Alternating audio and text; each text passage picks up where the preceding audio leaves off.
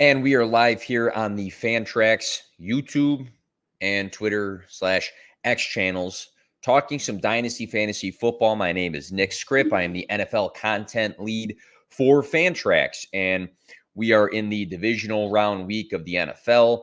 Obviously, the fantasy football season is done with, but as many of you degenerates like myself know, Dynasty never stops. Dynasty never sleeps. So myself, I've been plugging away at Dynasty content all off season. You can look at my Twitter page and you'll see different write-ups. You'll see short videos, articles. I have a major one dropping tomorrow, and I'm still out here grinding. And a lot of it is advice for transactions, buys and sells, recaps of the season, data drops, etc., etc., etc. So what we're going to do today is we're going to talk some wide receivers for Dynasty Fantasy Football Leagues.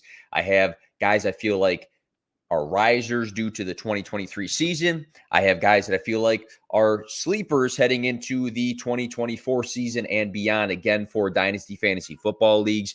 So if you are watching this now, stay tuned. Go tell your buddies. Let's get it.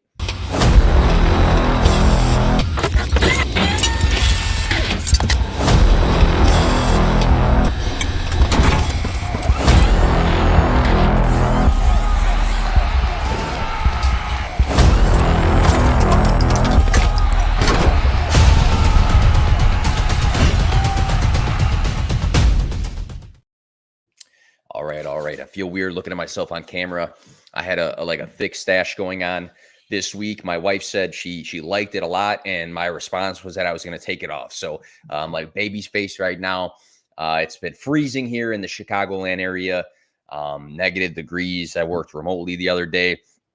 So we got interesting times. I also have, we have our child coming in February. So a lot going on, getting close to that. So I got to take these windows now when I have the chance to go and talk fantasy football before life gets even more complicated. But again, talking Dynasty Fantasy Football, wide receivers today, risers, and also some sleepers due to 2023, and also looking at, projecting forward based off of circumstances changing. So let's start things off with risers. And the first guy I'm going to mention is CeeDee Lamb. And a lot of you guys will say, well, he's always had a lot of dynasty value. He's always been a guy that, people draft high in startups, and he's a guy that people rank high. But I feel like the 2023 season served as a way for CeeDee Lamb to be pushed into that elite tier one dynasty wide receivers, right with Justin Jefferson and Jamar Chase. And I've seen a lot of people rank CeeDee Lamb at number 2 behind Justin Jefferson. I've seen some people rank him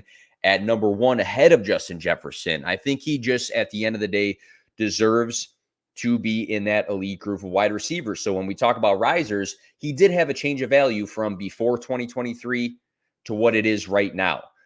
You look at his first round, he's a first round wide receiver back in 2020, 111 targets that rookie season, 74 catches, 935 receiving yards, 5 touchdowns, 13.6 fantasy points per game. So when we look at CeeDee Lamb and what he's done through his career, all of these statistics have gone up. Sophomore season, increase of stats. 2022, increase of stats. And it's across the board: targets, receptions, receiving yards, touchdowns, fantasy points per game. Back in 2022, number 7 in fantasy points per game. So we see this progression in everything when it comes to CeeDee Lamb. And even in 2022, I think it was a big sign for a good 2023 season that he did have a jump in all those statistics, and Dak Prescott was missing for a good chunk of those games. So, red flashing lights from 2022. Hey, he's rising in statistics even without his quarterback. And then you look at 2023, career highs yet again: 168 targets, 122 receptions, 1651 receiving yards, 10 receiving touchdowns, 23 fantasy points per game. That ranked number 2 in points per game, but he led in total fantasy points. Ranked number 1 in targets, receptions, and total fantasy points for the position. Ranked number 2 in receiving yards, number 6 in yards after the catch. Massive production as the best wide receiver in fantasy football this year. So following the Week 7 bye, Lamb finished 6 games with 116-plus receiving yards. Career high 227 in Week 17. Like, we've seen him this season completely take off. In 4 of those 10 games following the Week 7 bye, 32 to 41 fantasy points. So, the Justin Jefferson, he's winning you weeks, is what CeeDee Lamb did this year. So again, looking forward, he does deserve to be in that upper tier. Same thing can be said about Amon-Ra St. Brown. He's another dynasty riser because let's say you had him as wide receiver 7, 8 prior to the 2023 season. I think for a lot of people, he's very close to that tier that we just talked about of Jefferson, Chase, and CeeDee Lamb. I think Amon-Ra St. Brown is a guy that did the same thing we just talked about with CeeDee Lamb. Started off pretty good that rookie season, progressed in the sophomore season, even better season in 2023. So in 2023, we saw career highs for Amon-Ra St. Brown through 17 weeks of football.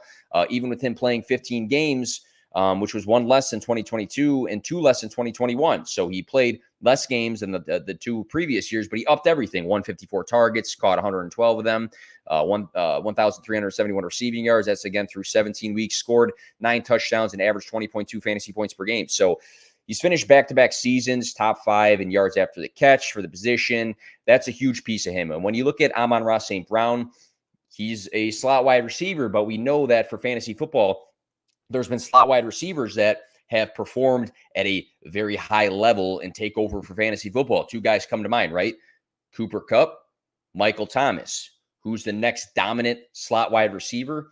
It's Amon-Ra St. Brown, and he is still playing in the NFL playoffs right now. The Detroit Lions beat the Rams. He was a big piece of it. I think he had 110. I made a graphic for it. 110 receiving yards that game. Obviously, a guy that continues week in and week out to be heavily targeted, produce, monster after the catch, but he also has had those bigger receiving yard days that were in question following the rookie season. A lot of people look at slot wide receiver and say, low A dot at times, what's the receiving yard upside actually look like? Another guy, obviously the biggest riser in fantasy football, Puka Nacua. He broke 2 records this year during the regular season: most receptions by a rookie wide receiver, most receiving yards by a rookie wide receiver. And this is a guy that was a 5th-round draft pick in 2023. I looked at his ADP, average draft position, prior to the season. According to Fantasy Pros, wide receiver 101. And then when he finishes the wide receiver 5 overall in fantasy football, that just screams the biggest value probably we've seen in a very long time. If you look at Puka Nacua and what we tie to him, he's a guy that dominated in earning targets, right? And a lot of people attribute just like tough playing to Puka Nacua. I think he's a guy that fights for the extra yards, and he's a guy that's hard to tackle at times. 159 targets as a rookie. That speaks for itself right there. 17.6 fantasy points per game speaks for itself right there. I think Puka, you look at the playoff game too.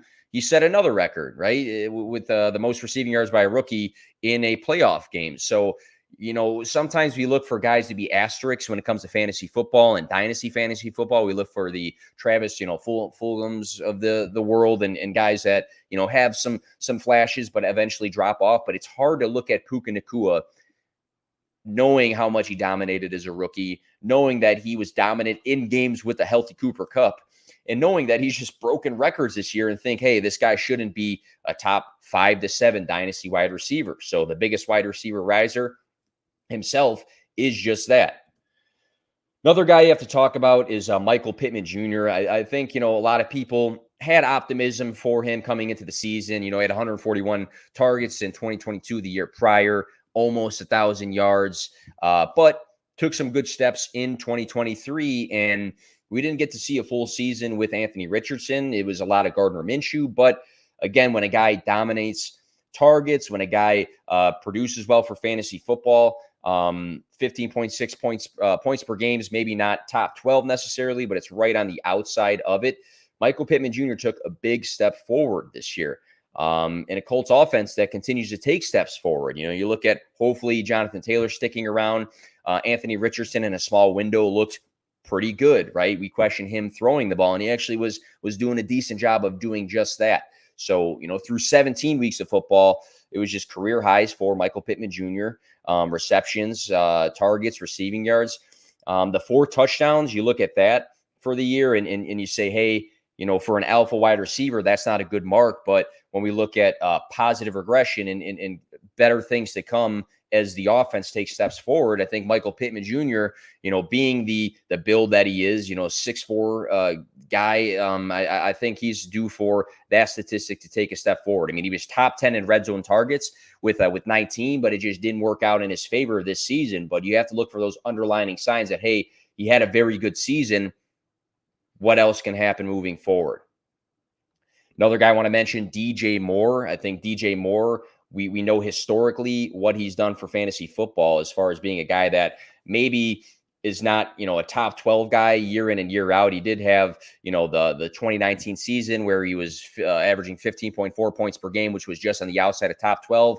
And it hasn't necessarily always come together for fantasy football because he's been outside the top 20 in points per game for a lot of these seasons. But, you look at 2019 through 2021, over 1,100 receiving yards in all those seasons, good targets every year he's played football. I mean, rookie season 2018, 82, maybe not phenomenal, but after that, 135, 118, 162, 118. And then this season, 136 with Justin Fields targets. But what stands out is that even though he didn't have that, career high in targets, he did have a career high in receiving yards, mostly with Justin Fields. And the down weeks for DJ Moore this season came without Justin Fields. 1,364 receiving yards, 8 receiving touchdowns, which, again, not double digits, but career high in itself. 16.9 fantasy points per game, number 9. So there's the possibility that Caleb Williams is a quarterback next season, which a lot of people want, which a lot of people feel is the right move for Chicago. As a Bears fan, personally, I think they should continue to build around Justin Fields, but that's a conversation for another podcast. But I charted it out, so I might be a week off here, but through 11 games, full games with Justin Fields, DJ Moore at one point was averaging 8.45 targets, 6.09 receptions, 94.36 receiving yards, 0.73 receiving touchdowns, and 20.62 fantasy points. It was a very, very good connection, number 1 to number 2. So if it is indeed Fields, I think that should speak wonders for DJ Moore. If it's Caleb Williams and he's the prospect everybody wants him to be, then I think DJ Moore is a guy that continues to be safe. I think that the only way that we'll have some question marks is if, the Bears do stick with Justin Fields and they pivot and go to Marvin Harrison Jr., which as a Bears fan, I would love that, obviously. But, when you have a prospect like Marvin Harrison Jr., then it would probably take a hit to Justin Fields unless they took a huge step forward in, passing volume.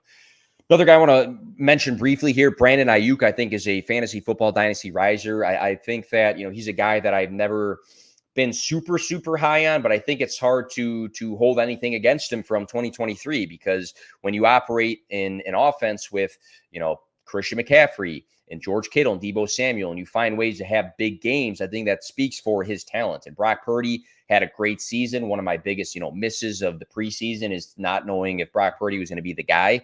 He was the guy, and he was a very good guy at the end of the day. And Brandon Ayuk, over 100 targets, career high 1,342 receiving yards, 7 receiving touchdowns, and a career high 15.6 fantasy points per game. That was number 16. So through 15 games, when I first looked back and charted it out, the points per game at the time 16.3 I think was the OG there, but highly efficient. At one point, he was ranking number 1 in yards per target. Let's see where that finished. Number 2, he finished in yards per target, 12.8. Number 2 in yards per reception. So, a lot of people will question, hey, if a guy's that efficient, can we bank on efficiency? Well, I think with Brandon Ayuk, in his case, it's not his first season where he's been very fantasy relevant.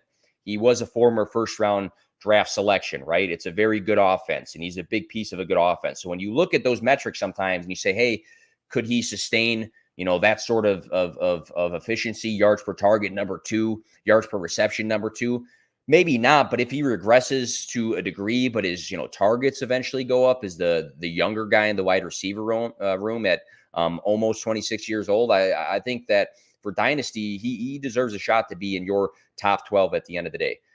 Zay Flowers, another guy that is a riser this season. He's a guy that led Baltimore in all receiving categories. Obviously, Mark Andrews was injured, but the first round draft capital, the instant role, the utilization for Zay Flowers year 1, I think that makes him a dynasty riser. I think you can say, hey, he earned high draft capital in rookie drafts this year. He already had high value, sure. But again, look at the difference between Zay Flowers and a Quentin Johnston. Quentin Johnston and Zay Flowers, if you looked at the ADP of rookie drafts, I'm sure, I don't have it in front of me, but I'm sure that they might have been going at similar spots. But one guy went out and performed at a high level.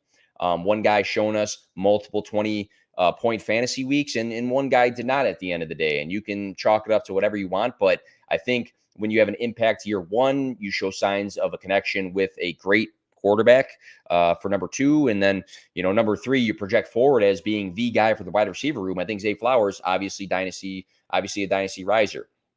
Nico Collins, I could talk about Tank Dell obviously here, but I still believe Nico Collins, 6'4", 215-pound wide receiver, has just like this build and makeup of a true alpha wide receiver. I think they could be a solid 1-2 punch. You got the big guy, you got the small guy, but both guys have shown flashes for fantasy football. Earning quality targets, showing heavy receiving upside. I mean, if we look at some of the big weeks this season, 146 receiving yards week 2, 168 receiving yards week 4, 104 week 12, 191 week 13. 6 weeks with 17 plus yards per reception. Collins scored 23 plus fantasy points 4 times this year. I think that was prior to week 18 there. But obviously a guy that personally, I have the receipts, but he's a guy that I liked in the past. I think he's a guy that's shown us flashes. I think he's a guy that has had these weeks where he looked pretty decent and had some decent games, just couldn't put it together. Finished week 18, which was not charted, with 9 catches for 195 receiving yards and a touchdown. I mean, Nico Collins this season was a guy that could win you fantasy weeks. I mean, if we look at some of the scoring, wide receiver 5 in week 2, wide receiver 3 in week 4, wide receiver 5 and 3 weeks 12 and 13, wide receiver 3 in week 18, which I know we don't play, but he still played football at the end of the day. So we look at the rise of CJ Stroud and what it's translating to as far as fantasy football goes. I think you look at the pieces that are attached to him for the long run. And, Dalton Schultz had a good season, but he's going to be a free agent. Is he going to be back? I don't know. I don't know about that. But him and Tank Dell, I think, are going to be a very, very good 1-2 punch. And if you look at this playoff game that they just smacked the Browns in, Nico Collins, 6 catches for 96 yards and a touchdown. He continues to just produce and have the look of an alpha wide receiver. I've seen some people say his value is getting too high. It's too crazy. But at the end of the day, when a guy is having these huge receiving yard days with a rookie quarterback, how do you not project him to be extremely valuable moving forward? So Rashee Rice, another guy, I think that was going maybe, I don't know, late first round, early second round of rookie drafts. And he's turning into a guy that probably pushed a lot of other guys in this draft class behind him. Rashee Rice, once the utilization went up, he looked to be the guy over Travis Kelce for a good part of the season. And I'm not saying Travis Kelce is dead by any means, or he's going to be falling completely off the grid. But I think you saw once Rashee Rice had a shift, primarily after the bye week, that it was just consistency from there. Weeks 12 through week 17, 8, 8, 7, 9, 6, 5 receptions, 10, 9, 10, 9, 12, 6 targets. He had 2 games over 100 receiving yards during that span of 1, 2, 3, 4, 5, 6 games. He had 3 touchdowns. Within that span, he had 3 top 12 finishes. And then you look at the playoffs, the Chiefs playoff game, and that's when everything matters the most, right? And what happened? Rashee Rice, again, completely balled out in a big game against the Dolphins. And, 8 catches for 130 yards and a touchdown is not very fluky. The Dolphins, the scoreline 26-7 doesn't look like they put up much of a fight, but they weren't just a walkover defense this season. So again, Travis Kelce had a good day in the playoff game, but who was like the guy? It was Rashee Rice, the rookie. So second round draft capital, instantly the guy. I joke around and say Rashee Rice is who everybody wanted Sky Moore to be. I've never been a Sky Moore guy. What everybody was projecting Moore to be is exactly plus more what Rashee Rice has been. And his value is through the roof right now in Dynasty. And you got to understand, when a guy's still on TV playing in the playoffs and everybody else is not, for the most part, you can't go and make a trade for him right now. His value is like nearing its potential peak. And even if the Chiefs go and address the wide receiver position in 2024, I think he already has established his connection with Patrick Mahomes. I think that Travis Kelce is on the decline. He's not completely dead, but he is on the decline. I think that, you can bring in whoever you want at the end of the day. You got big names that are going to be free agents. You could bring in a T. Higgins, a Michael Pittman Jr., but I still think Rashee Rice is going to continue to have a ton of value moving forward. Number 3 in yards after the catch, guy with the ball in his hands. I thought it was actually number 1.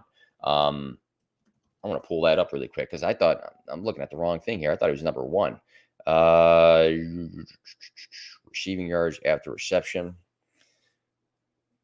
Yeah, he was 1, 2, 3, 4, looks like. But again, amazing with the ball in his hands. And another guy that's knocked for a low, average depth of target. But when a guy at the end of the day is making plays with the ball in his hands, I think that says a lot for what he can do in a great offense attached to Patrick Mahomes. Last guy I want to mention, Jayden Reed. He's a guy that I got a little bias. I'm from Plainfield, Illinois. He's from like Naperville, Illinois. So he's right down the street. But Jayden Reed's a guy that definitely was someone I was high on coming into the season. I got those receipts too. Every season, I'm higher on a guy that is not necessarily like a smash rookie pick. Jayden Reed was that guy this year. In the past, it was Jahan Dotson, which right now looks like a flop, but I still have some hope for him. In the past, it was also Elijah Moore, which again showed us some flair, but again, might not be the best guy. But Jayden Reed in the playoff game, not very utilized. And I think, with him previously getting banged up back in week 17, that could have something to do with it. But we've seen very good days out of him. We've seen days where he scored 19.7, 19.4, 19.2, 20.5, 26.9, 17.2 fantasy points. I'm just spitballing some of the outings that he's had. In second round draft pick, Jordan Love looked great this year. I think Jordan Love's a clear quarterback riser. Jayden Reed, it's not my analogy, but I've heard before he's like the Green Bay Deebo Samuel because he's utilized creatively. He lines up in the slot. He could also line up wide sometimes. He could run the ball on some sweeps. They get creative with his usage. And for me, for that reason, I think he's the most valuable wide receiver in Green Bay. And there's guys like Christian Watson who have big playability. Dontavian Wicks has shown us some flashes as a rookie himself. Romeo Doubs just went crazy in the playoff game.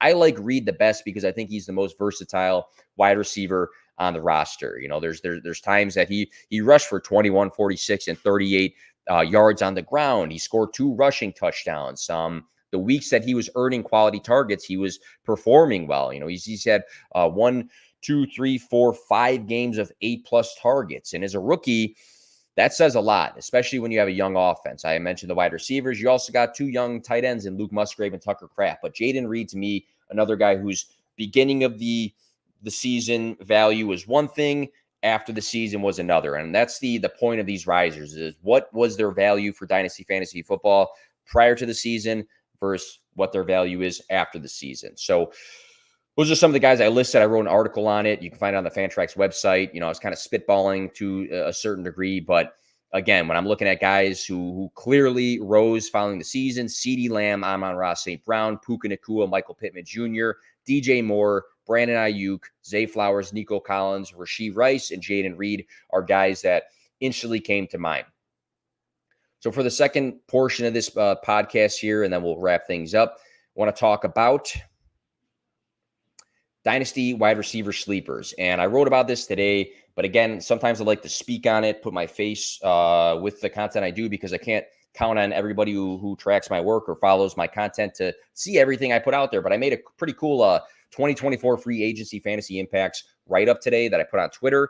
It was talking about players who are going to depart teams and who can be a benefit of a player departing a team. So let's say a person is a free agent, they potentially leave their team, who gets a fantasy football boost. So because of that, I got a couple guys that I want to mention that are some sleepers.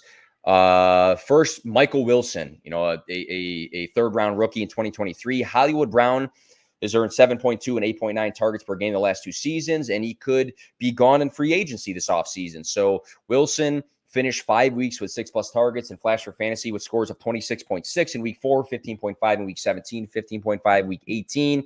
He had receiving yard days of 86, 76, and 95 yards, scored 3 touchdowns this year. I think, when I look at this wide receiver room, I think Greg Dortch is also going to be a free agent. Obviously, in my opinion, Trey McBride is going to be the number 1 target. But, as far as a wide receiver room, Michael Wilson or Rondale Moore, Michael Wilson for me. Even with Marquise Brown, I think that Michael Wilson can have a substantial role if they elect to bring Marquise Brown back, because obviously him and Kyler were college teammates and have that connection there. Another guy, so Gabe Davis, free agent as well. I don't see a reason why Buffalo would want to bring him back. Just a guy that sometimes makes big plays, sometimes is absent from games. He's earned, though, 81 and 92 targets the last 2 seasons. We know Stephon Diggs and Dalton Kincaid could proceed as the 1 and the 2, but I think Khalil Shakir could be a potential sleeper. He operates from the slot, which is different than Davis, but we're looking at a potential boost in his volume consistently. Shakir played 71+% of the snaps in 6 games and earned 5+ targets 3 times during the regular season, 15.2 week 8, 20.5 week 11, 16.5 week 18 fantasy points in games where he finished with 92, 115, and 105 receiving yards. So again, kind of similar to what I said about Amon-Ra St. Brown, we can tag these slot guys as having low upside, but when they do have some upside, we have to note it.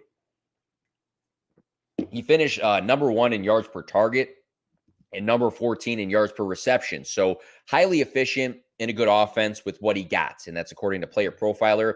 He did just score a touchdown as well in the wild card round. So I think he's a guy that has grown into a role. Was he going to just steal all these targets instantly, as he entered the league last season? No, but we've seen a flash as a rookie, and then we've seen a couple flashes this year. And even in this playoff game, he's finding a way to be important in this offense. And I think anytime you are the slot wide receiver, knowing the history of slot wide receivers with Josh Allen, that can have some fantasy relevance. And you might say, well, Dalton Kincaid is the slot wide receiver, but Khalil Shakir is a guy that I think is going to continue to earn more opportunities. Another guy mentioned briefly, Calvin Ridley, set to be a free agent in 2024. Do they bring him back? I don't know. He's not necessarily the youngest guy, and he's had a lot of up and down weeks. But Parker Washington, Ridley earned 136 targets, which is 8 per game. I think Christian Kirk and Evan Ingram will remain in their current roles, but Washington could be a guy that gets a bump in targets if they don't, bring Ridley back and bring in anybody of substance. Washington was selected in the 6th round. But weeks 13 through 18, he played 58+% of the snaps in 4 games, earned 6 targets twice, and scored 2 touchdowns. Week 13 was his big flash: 6 catches, 6 targets, 61 yards, and touchdown. So maybe not a guy that's going to be elite for fantasy football, but I think he could be a guy that can see a bump in his role. And sometimes we're just looking for these flex plays.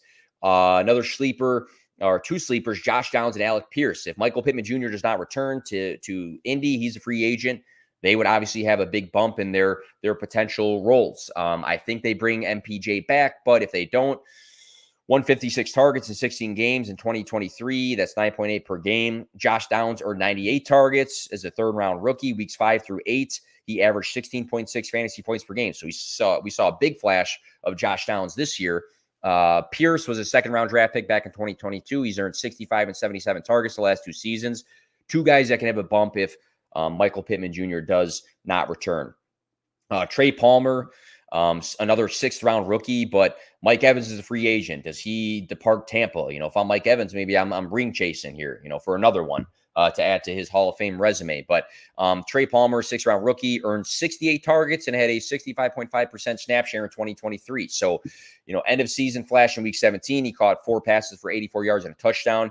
He had a pretty good role. It just didn't really translate well for fantasy football. But when you're on a team with Mike Evans and Chris Godwin, it's going to be hard to be super fantasy consistent week in and week out. Super deep wide receiver sleeper, Andre Iosivas, if I'm saying that correctly, for the Bengals. Both T. Higgins and Tyler Boyd are set to be free agents in 2024. Higgins earned 6.3 and Boyd 5.8 targets per game in 2023. Iosivas out-targeted the fellow rookie Charlie Jones, 25-9. So I think that speaks for itself right there. 8 targets week 16, 7 targets week 18. He finished with 3 receiving touchdowns, including 2 in the season finale. He played above 25% of the snaps 7 times. So he had a bit of a role, maybe when guys were out. But again, we're looking at guys that can have some sort of a role if guys left in free agency. I mentioned briefly Tyler Scott if Darnell Mooney walks. Not sure if it's ever going to be a super, super substantial role, but in those deep leagues, anybody breathing sometimes is the move.